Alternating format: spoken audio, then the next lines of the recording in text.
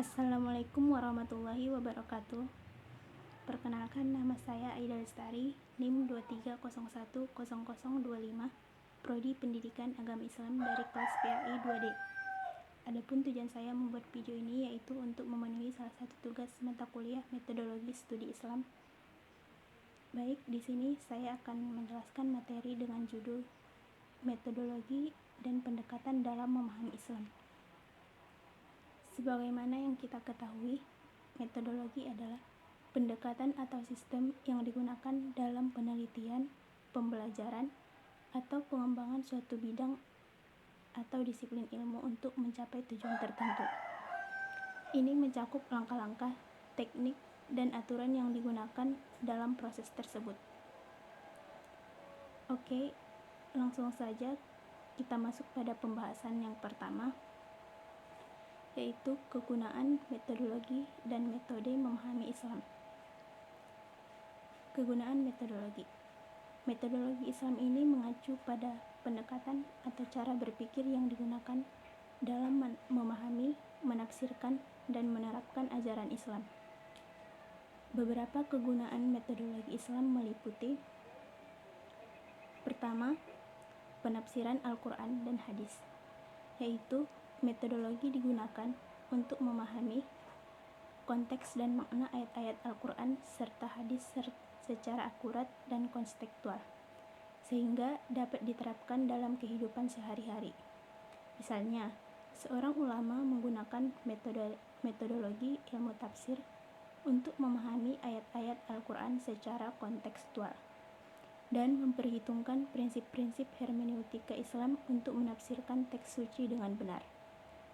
Yang kedua, pengembangan hukum Islam atau fikih, yaitu metodologi digunakan dalam proses ijtihad untuk menyusun hukum-hukum Islam yang relevan dengan zaman dan kebutuhan umat, dengan memperhitungkan dalil-dalil syar'i serta prinsip-prinsip usul fikih. Misalnya, seorang mujtahid atau ahli fikih menggunakan metodologi ijtihad untuk menyusun hukum-hukum Islam dalam berbagai masalah seperti ibadah, muamalah, dan jinayat, dengan mempertimbangkan dalil-dalil syar'i serta prinsip-prinsip usul fikih. Yang ketiga, pendidikan dan dakwah, yaitu metodologi dalam hal ini digunakan untuk penyampaian pesan agama dan pendidikan Islam, dengan menyesuaikan metode pengajaran dan dakwah sesuai dengan kebutuhan dan pemahaman masyarakat. Contohnya, seorang dai menggunakan metodologi penyampaian dakwah yang didasarkan pada hikmah dan ilmu pengetahuan Islam untuk menyampaikan pesan agama kepada masyarakat dengan cara yang mudah dipahami dan relevan pada zaman. Yang keempat, pengembangan ilmu pengetahuan, yaitu metodologi Islam digunakan dalam pengembangan ilmu pengetahuan dan penelitian dengan mempertimbangkan nilai-nilai dan prinsip-prinsip Islam dalam proses penemuan pengetahuan baru. Misalnya, seorang ilmuwan muslim menggunakan metodologi ilmiah yang terinspirasi dari ajaran Islam untuk melakukan penelitian dalam bidang seperti astronomi, matematika, atau kedokteran, dengan memperhatikan nilai-nilai kebenaran, keadilan, dan ilmu pengetahuan.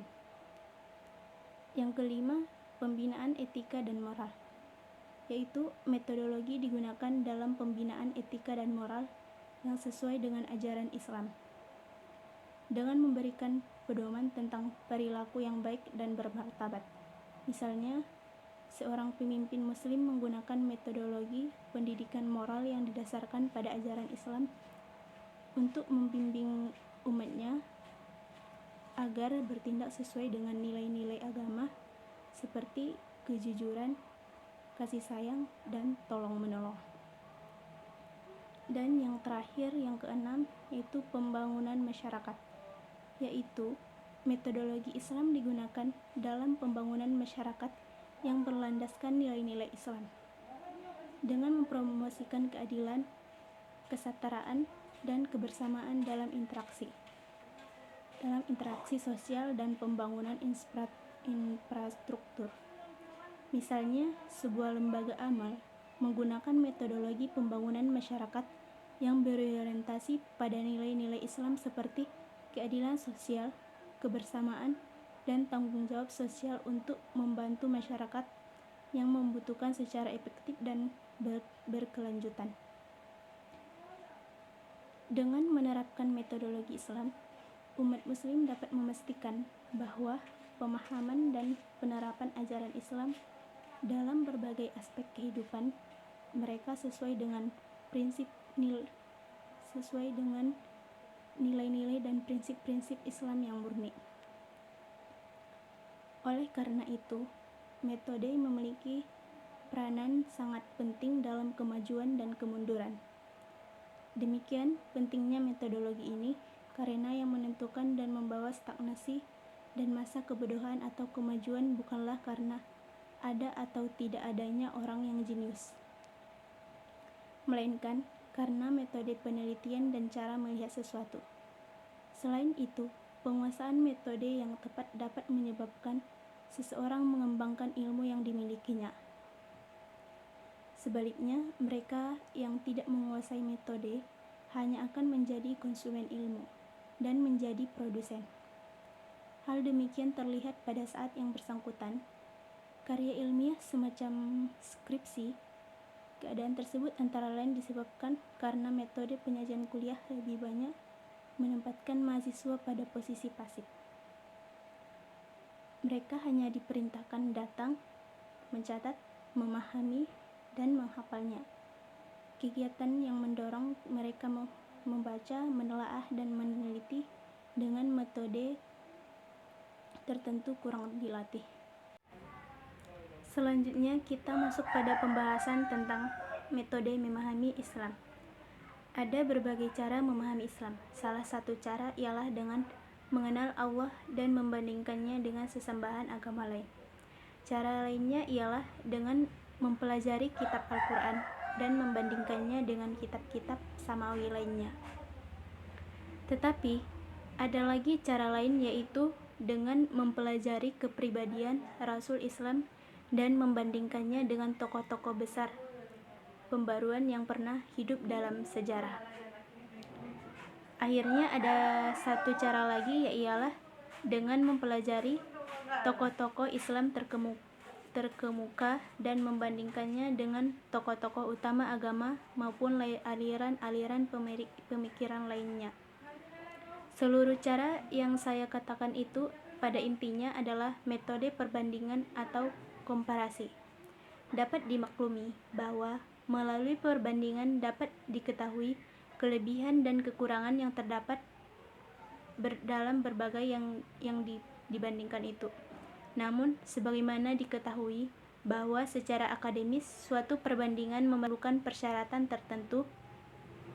Perbandingan menghendaki objektivitas, tidak ada pemihakan, black mind, tidak ada prakonsepsi, dan semacamnya. Untuk memahami Islam secara benar, ada 4 cara yang dapat saya sampaikan. Yang pertama, Islam harus dipelajari dari sumbernya yang asli, yaitu Al-Quran dan As-Sunnah. Kekeliruan memahami Islam karena orang hanya mengenalnya dari sebagian ulama dan pemeluk yang telah jauh bimbingan Al-Quran dan As-Sunnah, atau melalui pengenalan dari sumber kitab-kitab fikih dan tasawuf yang semangatnya sudah tidak sesuai dengan perkembangan zaman. Mempelajari Islam dengan cara demikian akan menjadikan orang tersebut sebagai pemeluk Islam yang sinkretisme hidup penuh bid'ah dan khurafat, yakni telah tercampur dengan hal-hal yang tidak islami, jauh dari ajaran Islam yang murni. Yang kedua, Islam harus dipelajari secara integral, tidak dengan cara parsial. Artinya, ia dipelajari secara menyeluruh sebagai satu kesatuan yang bulat, tidak secara sebagian saja. Memahami Islam secara parsial akan membahayakan, menimbulkan skeptis, bimbang, dan penuh keraguan.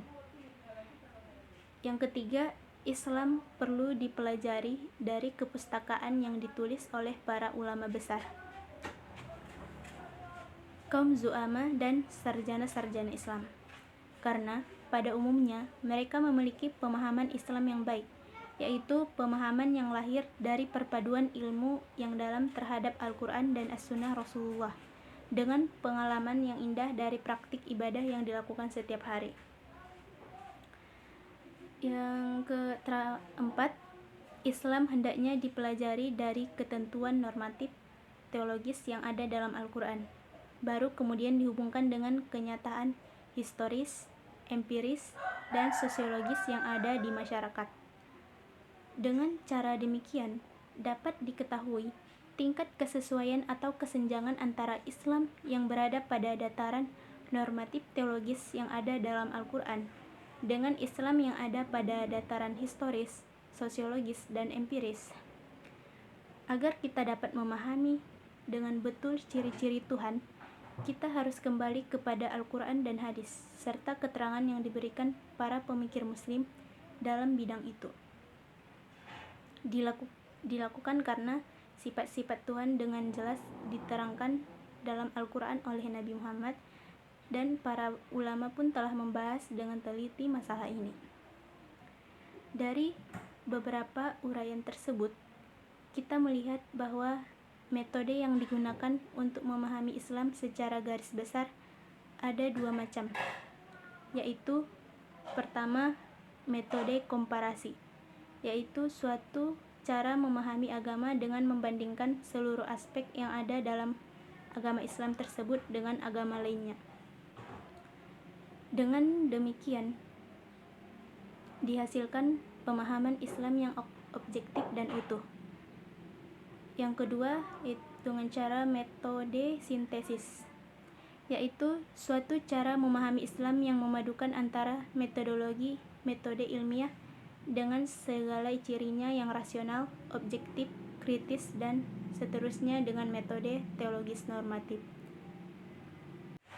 Baik, selanjutnya kita masuk pada pembahasan yang terakhir, yaitu tentang pendekatan studi Islam. Pendekatan adalah cara pandang atau paradigma yang terdapat dalam suatu bidang ilmu yang selanjutnya digunakan dalam memahami agama. Pendekatan studi Islam adalah suatu cara kerja untuk memudahkan seseorang mengetahui dan mendalami Islam secara luas dan menyeluruh agar tidak muncul pola pikir yang dangkal. Adapun beberapa pendekatan studi Islam antara lain: pertama, pendekatan teologis normatif. Teologi merupakan cabang filsafat yang mempelajari pengetahuan tentang hakikat Tuhan serta keberadaannya. Teologi berasal dari bahasa Yunani, yaitu dari kata theos yang berarti Allah atau Tuhan, dan logis yang artinya ilmu. Jadi, teologi adalah ilmu yang mempelajari segala sesuatu yang berkaitan dengan keyakinan beragama atau ilmu yang mempelajari tentang Tuhan. Teologi adalah pembahasan materi tentang eksistensi Tuhan dan Tuhan-Tuhan dalam sebuah konsep nilai-nilai ketuhanan yang terkonstruksi dengan baik sehingga pada akhirnya menjadi sebuah agama atau aliran kepercayaan. Sedangkan normatif adalah peraturan yang mengatur tentang baik buruknya perbuatan berdasarkan norma yang berlaku. Norma adalah aturan yang berlaku di kehidupan bermasyarakat yang bertujuan untuk mencapai kehidupan masyarakat yang aman, tertib, dan sentosa. Pendekatan teologis normatif dalam memahami agama secara harfiah dapat diartikan sebagai upaya memahami agama dengan menggunakan kerangka ilmu ketuhanan yang bertolak dari suatu keyakinan bahwa wujud empirik dari suatu keagamaan dianggap sebagai yang paling benar dibandingkan dengan yang lainnya. Pendekatan teologis ini selanjutnya erat kaitannya dengan pendekatan normatif, yaitu suatu pendekatan yang memandang agama dari segi ajarannya yang pokok dan asli dari Tuhan yang di dalamnya belum terdapat penalaran pemikiran manusia.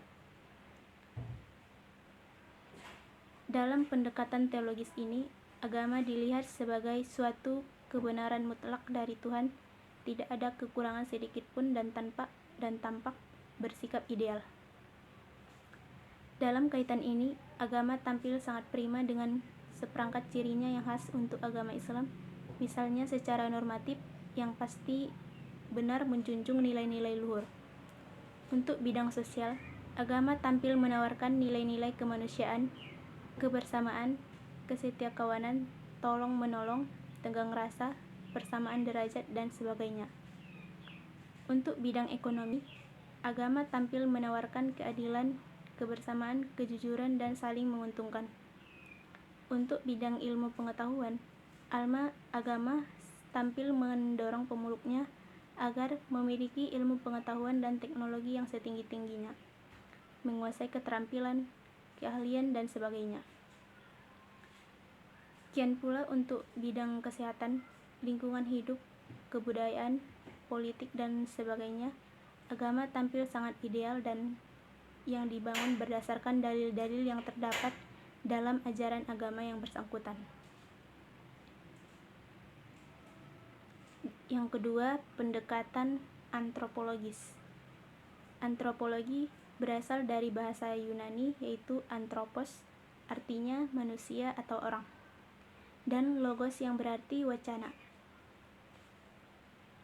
Antropologi adalah ilmu yang membahas tentang manusia, khususnya tentang asal-usul, aneka, warna, bentuk fisik, adat istiadat, dan kepercayaan masa lampau. Antropologis adalah ilmu yang mempelajari tentang segala aspek dari manusia, terdiri dari aspek fisik dan non-fisik, dari berbagai pengetahuan tentang kehidupan lainnya yang bermanfaat. Pendekatan antropologis dalam memahami agama dapat diartikan sebagai salah satu upaya memahami agama dengan cara melihat wujud praktik keagamaan yang tumbuh dan berkembang dalam masyarakat. Melalui pendekatan ini, agama tampak akrab dan dekat dengan masalah-masalah yang dihadapi manusia dan berupaya menjelaskan dan memberikan jawabannya. Dengan kata lain, bahwa cara-cara yang digunakan dalam disiplin ilmu antropologi dalam melihat suatu masalah digunakan pula untuk memahami agama. Pendekatan antropologis seperti itu diperlukan adanya sebab banyak berbagai hal yang dibicarakan agama hanya bisa dijelaskan dengan tuntas melalui pendekatan antropologis dalam Al-Quran sebagai sumber utama ajaran Islam. Contohnya, kita memperoleh informasi tentang kapal Nabi Nuh di Gunung Arafah, kisah Ashabul Kahfi yang dapat bertahan hidup dalam gua lebih dari 300 tahun lamanya. Mana kira-kira bangkai kapal Nabi Nuh itu? Di mana kira-kira gua itu? Dan bagaimana pula bisa terjadi hal yang menakjubkan itu? Itu masih banyak lagi contoh lain yang hanya dapat dijelaskan dengan bantuan ahli geografi dan arkeologi.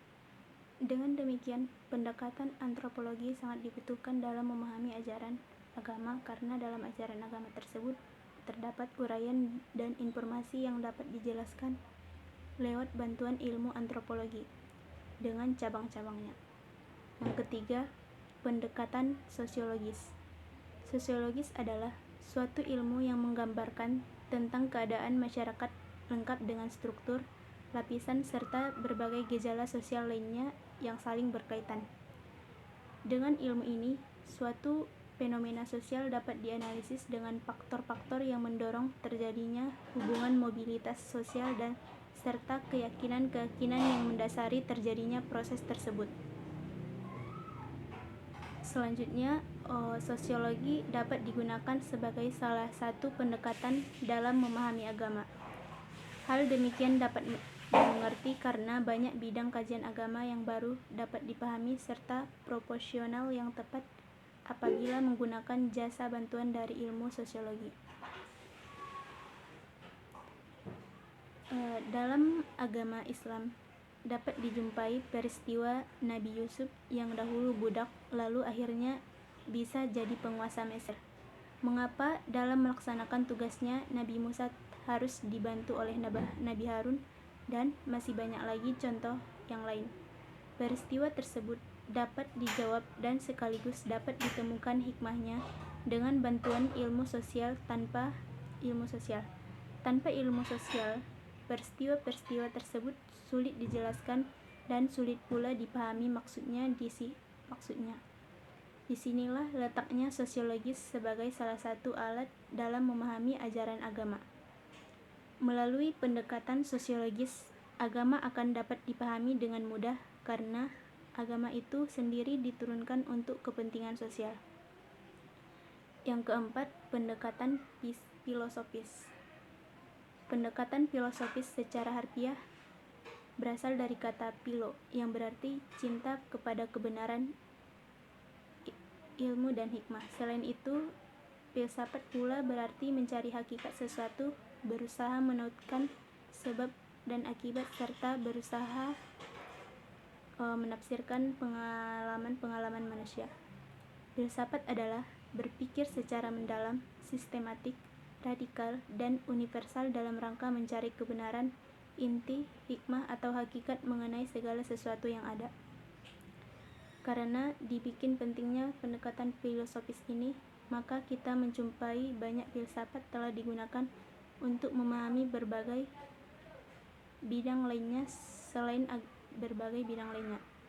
agama, misalnya membaca adanya filsafat hukum Islam, filsafat sejarah, filsafat kebudayaan, filsafat ekonomi, dan lain sebagainya. Melalui pendekatan filosofis ini, seseorang tidak akan terjebak pada pengalaman agama yang bersifat formalistik, yakni mengamalkan agama dengan susah payah, tapi tidak memiliki makna apa-apa, kosong tanpa arti.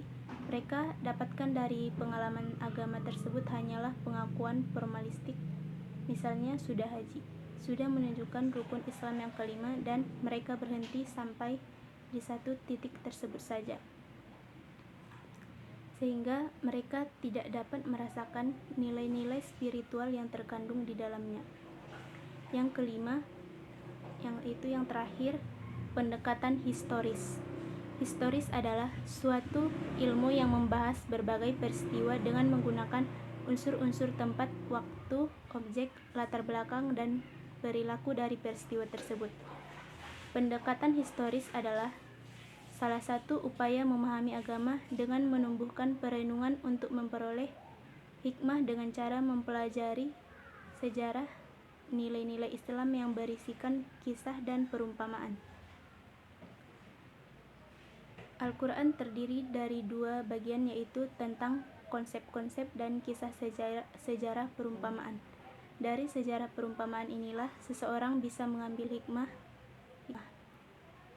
Baiklah, sekian pemaparan materi yang dapat saya sampaikan. Saya ucapkan terima kasih. Wassalamualaikum warahmatullahi wabarakatuh.